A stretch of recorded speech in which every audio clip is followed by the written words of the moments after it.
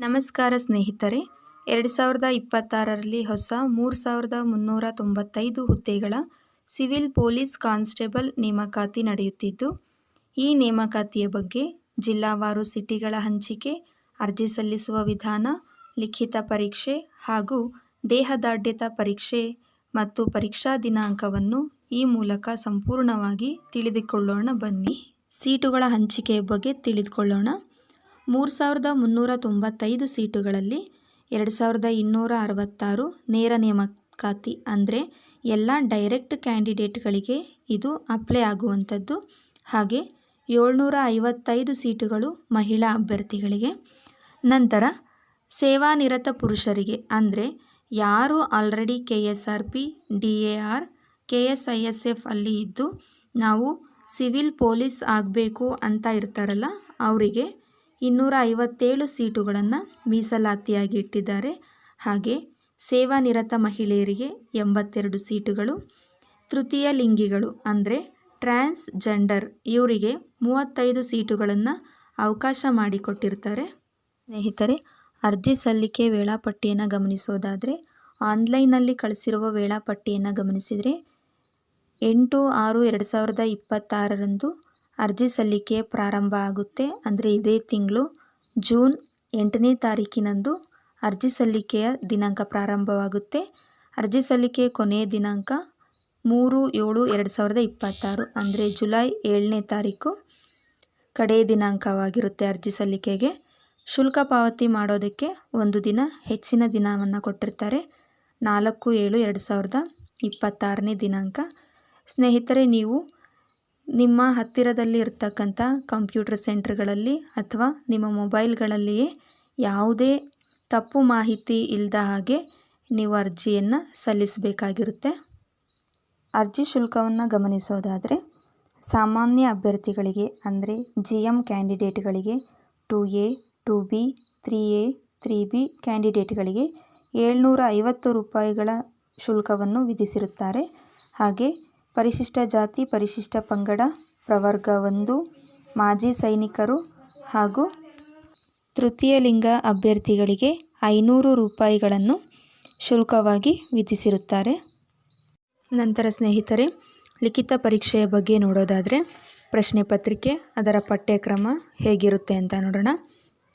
ಪಠ್ಯಕ್ರಮ ಸಾಮಾನ್ಯವಾಗಿ ಸಾಮಾನ್ಯ ವಿಜ್ಞಾನ, ಸಾಮಾನ್ಯ ಜ್ಞಾನ, ಇತಿಹಾಸ, ಭಾರತದ ಸಂವಿಧಾನ, ರಾಷ್ಟ್ರೀಯ ಸ್ವಾತಂತ್ರ್ಯ ಚಳುವಳಿ, ಮಾನಸಿಕ ಸಾಮರ್ಥ್ಯ ಮತ್ತು ನೈತಿಕ ಶಿಕ್ಷಣವನ್ನು ಒಳಗೊಂಡ ಸಾಮಾನ್ಯ ಅಧ್ಯಯನ, ಇದರ ಜೊತೆಗೆ ಮಾನಸಿಕ ಸಾಮರ್ಥ್ಯ ಹಾಗೂ ಹೆಚ್ಚಾಗಿ ಪ್ರಚಲಿತ ಘಟನೆಗಳನ್ನು ನಾವು ತಿಳಿದುಕೊಳ್ಬೇಕಾಗುತ್ತೆ. ಭಾರತೀಯ ಸ್ವಾತಂತ್ರ್ಯ ಚಳುವಳಿ, ಸಾಮಾನ್ಯ ವಿಜ್ಞಾನ, ಹಾಗೆ ವಿಜ್ಞಾನದಲ್ಲಿ ಭೌತಶಾಸ್ತ್ರವನ್ನು ಹೆಚ್ಚಿನ ರೀತಿಯಲ್ಲಿ ಅಭ್ಯಾಸ ಮಾಡಬೇಕು. ಇವುಗಳನ್ನೆಲ್ಲ ಒಳಗೊಂಡಂತೆ 100 ಪ್ರಶ್ನೆಗಳ 100 ಅಂಕಗಳ ಪರೀಕ್ಷೆಯನ್ನು ನಡೆಸಲಾಗುತ್ತೆ. ಇದಕ್ಕೆ 90 ನಿಮಿಷಗಳು, ಅಂದರೆ 1.5 ಗಂಟೆ ಕಾಲ ಸಮಯವನ್ನು ನೀಡಲಾಗುತ್ತೆ. ಅದೇ ರೀತಿ ಗಮನಿಸೋದಾದರೆ, ಲಿಖಿತ ಪರೀಕ್ಷೆಯ ದಿನಾಂಕವನ್ನು ಆಲ್ರೆಡಿ ಹೇಳಿಬಿಟ್ಟಿದ್ದಾರೆ. ಆಗಸ್ಟ್ 2, 2026ನೇ ತಾರೀಖನ್ನು ಲಿಖಿತ ಪರೀಕ್ಷೆಯ ದಿನಾಂಕವಾಗಿ ನಿಗದಿಪಡಿಸಲಾಗಿದೆ. ನಂತರ ಸ್ನೇಹಿತರೆ, ಲಿಖಿತ ಪರೀಕ್ಷೆಯ ಬಗ್ಗೆ ನೋಡೋದಾದರೆ, ಪ್ರಶ್ನೆ ಪತ್ರಿಕೆ, ಅದರ ಪಠ್ಯಕ್ರಮ ಹೇಗಿರುತ್ತೆ ಅಂತ ನೋಡೋಣ.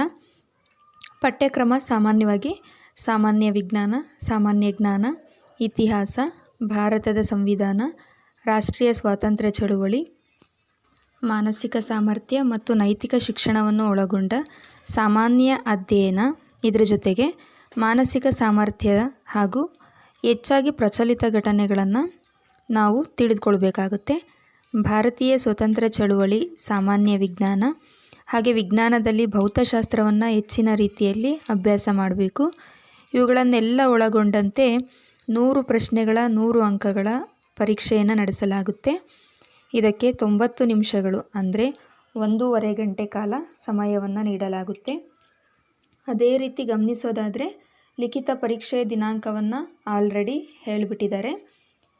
ಆಗಸ್ಟ್ 2, 2026ನೇ ತಾರೀಖನ್ನು ಲಿಖಿತ ಪರೀಕ್ಷೆಯ ದಿನಾಂಕವಾಗಿ ನಿಗದಿಪಡಿಸಲಾಗಿದೆ. ಯಾವ ಅಭ್ಯರ್ಥಿಗಳು ಲಿಖಿತ ಪರೀಕ್ಷೆಯನ್ನು ಪಾಸ್ ಮಾಡಿರ್ತಾರಲ್ಲ, ಅಂತಹ ಅಭ್ಯರ್ಥಿಗಳಿಗೆ ದೇಹದಾಢ್ಯತಾ ಪರೀಕ್ಷೆ ಅಂದರೆ ಫಿಸಿಕಲ್ ಟೆಸ್ಟ್ ಇರುತ್ತೆ. ಆ ಫಿಸಿಕಲ್ ಟೆಸ್ಟ್ಗೆ ಯಾವ ಅಭ್ಯರ್ಥಿಗಳು ಅರ್ಹರು ಎಂಬುದನ್ನು ನಾವು ತಿಳಿದುಕೊಳ್ಳೋಣ. ಪುರುಷ ಮತ್ತು ಸೇವಾನಿರತ ಪುರುಷ ಹಾಗೂ ಮಾಜಿ ಸೈನಿಕ ಅಭ್ಯರ್ಥಿಗಳಿಗೆ ದೇಹದಾಢ್ಯತಾ ಪರೀಕ್ಷೆ ಯಾವ ರೀತಿ ಇರುತ್ತೆ ಅಂದರೆ, ಇವರು ಎತ್ತರ ಕನಿಷ್ಠ 168 ಸೆಂಟಿಮೀಟರ್ ಇರಬೇಕು.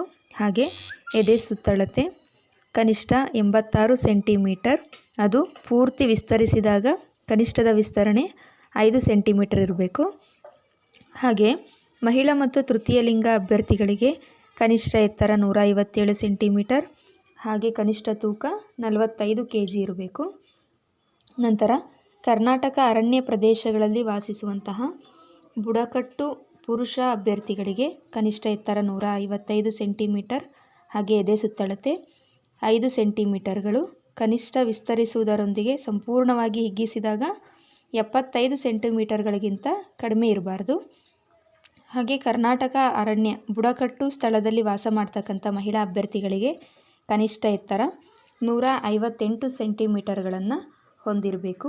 ಈ ಎಲ್ಲ ದೇಹದಾಢ್ಯತೆಯನ್ನು ಹೊಂದಿರತಕ್ಕಂಥ ಅಭ್ಯರ್ಥಿಗಳಿಗೆ ಫಿಸಿಕಲ್ ಟೆಸ್ಟನ್ನು ಮಾಡ್ತಾರೆ. ನಂತರ ಸ್ನೇಹಿತರೆ, ಸಹಿಷ್ಣುತಾ ಪರೀಕ್ಷೆಯನ್ನು ನೋಡೋದಾದರೆ, ಸಹಿಷ್ಣುತಾ ಪರೀಕ್ಷೆಯಲ್ಲಿ ಯಾವ್ಯಾವ ಅಂಶಗಳು ಇರ್ತವೆ ಅಂದರೆ, ಪುರುಷ ಮತ್ತು ಸೇವಾನಿರತ ಪುರುಷ ಅಭ್ಯರ್ಥಿಗಳಿಗೆ 1600 ಮೀಟರ್ ಓಟ ಎಷ್ಟು ನಿಮಿಷದಲ್ಲಿ ಎಷ್ಟು ವೇಳೆಯಲ್ಲಿ ಅಂತೇಳಿದರೆ 6 ನಿಮಿಷ 30 ಸೆಕೆಂಡಲ್ಲಿ ಅವರು 1600 ಮೀಟ್ರ್ ಓಟವನ್ನು ಮುಗಿಸಿರಬೇಕು.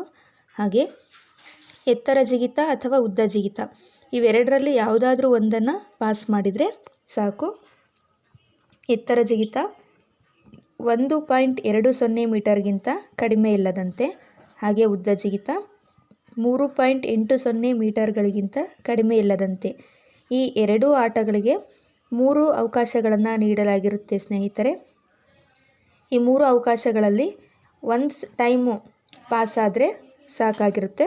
ನಂತರ ಗುಂಡು ಎಸೆತ ಸುಮಾರು 7.26 kg ಗುಂಡಿರುತ್ತೆ. ಇದಕ್ಕೂ ಸಹ 3 ಅವಕಾಶಗಳಿರುತ್ತೆ. ನಾವು ಎಷ್ಟು ಮೀಟ್ರನ್ನು ಎಸೆದ್ರೆ ಈ ಆಟದಲ್ಲಿ ಪಾಸ್ ಆಗ್ತೀವಿ ಅಂದರೆ 5.60 ಮೀಟರ್ಗಳಿಗಿಂತ ಕಡಿಮೆ ಇಲ್ಲದಂತೆ ನಾವು ಗುಂಡನ್ನು ಎಸೆಯಬೇಕಾಗಿರುತ್ತೆ. ಹಾಗಾದರೆ ಮಾತ್ರ ನಾವು ಈ ಆಟದಲ್ಲಿ ಪಾಸಾಗಿ ಮುಂದಿನ ಆಟಕ್ಕೆ ಅವಕಾಶವನ್ನು ನೀಡಲಾಗಿರುತ್ತೆ ಸ್ನೇಹಿತರೆ. ನಂತರ ಮಹಿಳಾ ಮತ್ತು ತೃತೀಯ ಲಿಂಗ ಹಾಗೂ ಮಾಜಿ ಸೈನಿಕ ಅಭ್ಯರ್ಥಿಗಳಿಗೆ ಯಾವ ರೀತಿ ಸಹಿಷ್ಣುತಾ ಪರೀಕ್ಷೆ ಇರುತ್ತೆ ಅಂದರೆ, ಇವರಿಗೆ 400 ಮೀಟ್ರ್ ಓಟ, ಈ ಓಟ ಎಷ್ಟು ನಿಮಿಷದಲ್ಲಿ ಕಂಪ್ಲೀಟ್ ಆಗಬೇಕು ಅಂದರೆ 2 ನಿಮಿಷಕ್ಕಿಂತ ಮೀರದಂತೆ. ಎಕ್ಸಾಂಪಲ್ 1.59 ಸೆಕೆಂಡಲ್ಲಿ ನೀವು ಕಂಪ್ಲೀಟ್ ಮಾಡಿದರೂ ಕೂಡ ನೀವು ಈ ಆಟದಲ್ಲಿ ಪಾಸ್ ಆಗಿರ್ತೀರ. 2 ನಿಮಿಷಕ್ಕಿಂತ ಕಡಿಮೆ ಇರಬೇಕು ಅದು. ನಂತರ ಎತ್ತರ ಜಿಗಿತ ಅಥವಾ ಉದ್ದ ಜಿಗಿತ, ಈ 2 ಆಟಗಳಲ್ಲಿ ಯಾವುದಾದ್ರೂ ಒಂದಕ್ಕೆ ಅವಕಾಶವನ್ನು ಮಾಡಿಕೊಡ್ತಾರೆ. ಈ 2 ಆಟದಲ್ಲಿ ಒಂದನ್ನು ನೀವು ಪಾಸ್ ಮಾಡಬೇಕಾಗಿರುತ್ತೆ. ಎತ್ತರ ಜಿಗಿತ 0.90 ಮೀಟರ್ಗಳಿಗಿಂತ ಕಡಿಮೆ ಇಲ್ಲದಂತೆ, ಹಾಗೆ ಉದ್ದ ಜಿಗಿತ 2.50 ಮೀಟರ್ಗಳಿಗಿಂತ ಕಡಿಮೆ ಇಲ್ಲದಂತೆ. ಇದಕ್ಕೆ 3 ಅವಕಾಶಗಳಿರುತ್ತೆ. 3 ಅವಕಾಶಗಳಲ್ಲಿ ಒಂದು ಅವಕಾಶವನ್ನು ನೀವು ಉಪಯೋಗಿಸ್ಕೋಬಹುದು. ಒಂದರಲ್ಲಿ ಪಾಸಾದರೆ ಮುಗೀತು. ನಂತರ ಗುಂಡು ಎಸೆತ, ಗುಂಡು 4 kg ಇರುತ್ತೆ ಸ್ನೇಹಿತರೆ. 3.75 ಮೀಟರ್ಗಳಿಗಿಂತ ಕಡಿಮೆ ಇಲ್ಲದಂತೆ ನೀವು ಗುಂಡನ್ನು ಎಸಿಬೇಕಾಗಿರುತ್ತೆ. ಇದಕ್ಕೂ ಸಹ 3 ಅಟೆಂಪ್ಟ್ ಇರುತ್ತೆ. 3ರಲ್ಲಿ ನೀವು ಒಂದನ್ನು ಪಾಸಾದರೆ ಸಾಕಾಗಿರುತ್ತೆ ಸ್ನೇಹಿತರೆ.